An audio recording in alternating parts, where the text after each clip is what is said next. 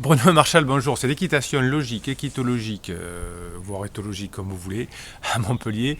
Je vous ai mis un programme de coaching à distance, donc une seule séance suffit pour la plupart du temps. Et ensuite, pendant 2 semaines, vous pouvez m'envoyer autant de vidéos, de messages pour qu'on puisse parler de vos progrès avec votre cheval. Et vous savez que de temps en temps, j'aime bien répondre à des questions qui me sont posées sur ma chaîne YouTube, celle-ci sur laquelle vous regardez certainement, ou une autre plateforme.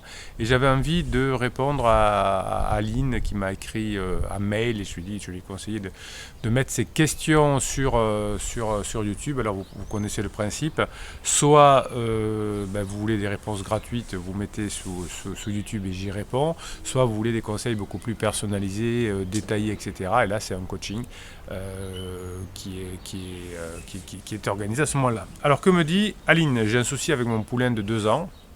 Voilà, donc là il va être, il devrait déjà être éduqué. Il peut être éduqué bien avant sur le domaine du comportement. Il peut même lui apprendre des petites choses à pied comme la sécurité, marcher en longue haleine, l'arrêt, etc. Ce qui nous avance bien évidemment pour le débourrage au moment où on monte dessus. Généralement, si on fait ça pendant ces 3 premières années, si on travaille au longue haleine, le comportement et éventuellement le conditionnement opérant pour l'arrêt ou des choses comme ça, on n'a aucun souci de débourrage. Bien évidemment, les éleveurs n'ont pas le temps les gros élevages en tout cas, de faire ceci parce que ça prend beaucoup de temps. Mais si vous avez le temps, si vous avez acheté votre poulain à 18 mois, 1 an, ou si vous l'avez vu naître et fait naître, eh bien c'est très bien de faire comme ça. Vous en occupez pendant 3 ans, vous lui apprenez le bon comportement et le bon conditionnement opérant, et vous avez un cheval qui sera totalement bien avec vous. Alors, son poulain de 2 ans, il n'était pas manipulé avant, donc voilà, j'aurais dû lire avant. Pas manipulé avant, il se lève et donne des coups de fil, des coups de pied, je pense, à côté de nous. Il ne connaît pas le respect et n'hésite pas à se lever devant nous ou à nous mordre. Je suis perdu sur ma façon de faire. Oui, bon alors ça c'est tout à fait normal puisque le cheval a besoin que vous lui montriez que vous pouvez le protéger de son environnement. Donc là il imite le prédateur, il fait ce que lui semble bon le prédateur pour savoir comment vous allez réagir. Et si vous réagissez bien, il sera détendu puisqu'il n'aura plus à réagir par rapport à l'environnement. Mais si en revanche vous ne savez pas réagir comme actuellement, eh bien il n'est pas en sécurité et donc il continue à vouloir vous protéger, notamment s'il y a d'autres animaux ou des choses comme ça. Il peut même vous pousser, vous bousculer pour vous protéger.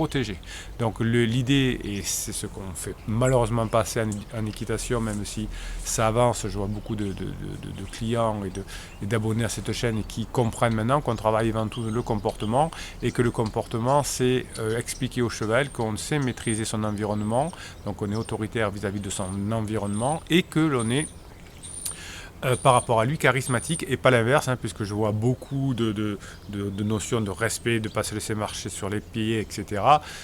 Voilà, c'est juste l'inverse qu'il faut faire, c'est l'environnement contre lequel il faut être autoritaire et pas contre le cheval. Alors je ne sais pas pourquoi ça a dévié il y a quelques années là-dessus, mais voilà, c'est bien l'environnement qu'il faut protéger, c'est ça un leader, et être charismatique avec lui. Donc ça se fait dans un rond de longe, vous avez plein d'exercices sur cette vidéo, et vous allez le lâcher, il va tourner autour de vous, il va faire des choses, il va imiter le prédateur, et vous allez lui indiquer que vous savez gérer le prédateur. Vous verrez les vidéos en le faisant se déplacer, etc. Et vous verrez qu'au bout de quelques minutes, il va venir en mâchouillant vers vous, et il sera rassuré, ce ne sera plus le même cheval, et ensuite vous lui montrerez que vous êtes charismatique avec lui. Alors, donc j'avais demandé à Aline, j'espère que c'est Aline, Ali, oui, ça doit être Ali, enfin bon, Ali Ménéa. Bon. Merci pour votre question. Je lui avais demandé comment se comporte-t-il lors du travail de leadership, parce que des fois ça peut donner des indications. Et elle me répond, en main, dès qu'il voit d'autres chevaux, n'existe plus, se lève et tape avec les antérieurs. De même quand on le rentre dans l'écurie. Du coup, je le lâche seul au paddock pour qu'il se défoule. Après 30 minutes dehors, il est calme, il revient vers nous, mais pareil, quand il voit d'autres chevaux, il devient tout fou. Voilà. Donc on voit que Aline ne connaît pas encore, elle n'a peut-être pas encore tout découvert sur cette chaîne, le comportement du cheval. Donc elle me répond je lui demande qu'est-ce qu'elle fait comme travail de leadership, elle me répond en main et qu'elle défoule son cheval, donc ça n'a rien à voir, bien évidemment, vous avez bien compris. Donc effectivement, si le cheval d'Aline est en boxe, il a besoin de lâcher sa pression, c'est comme si vous laissiez, je vous laissais pendant 23 heures dans vos toilettes, c'est à peu près la même proportion entre 9 mètres carrés pour un cheval et 2 mètres carrés pour un être humain, eh bien vous auriez besoin de sortir et de vous défouler. Donc Aline a raison de défouler son cheval, mais c'est pas le travail de comportement. Donc déjà ça lui va mieux effectivement parce qu'il est sous pression quand elle sort. Donc si votre cheval est sous pression parce que vous avez choisi de le mettre en boxe, ben vous le mettez dans le rond de longe, il se détend, et une fois qu'il aura détendu, à ce moment-là vous ferez le travail de leadership. Souvent le travail de leadership prend 1 à 2 minutes, alors que se défouler, s'il est resté 23 heures en boxe, effectivement ça prend un peu plus de temps, mais là vous intervenez pas, vous le laissez se gérer, parce que si vous, pendant qu'il se défoule, vous intervenez, il s'aperçoit qu'il peut travailler, qu'il peut être en interaction avec vous quand il est énervé.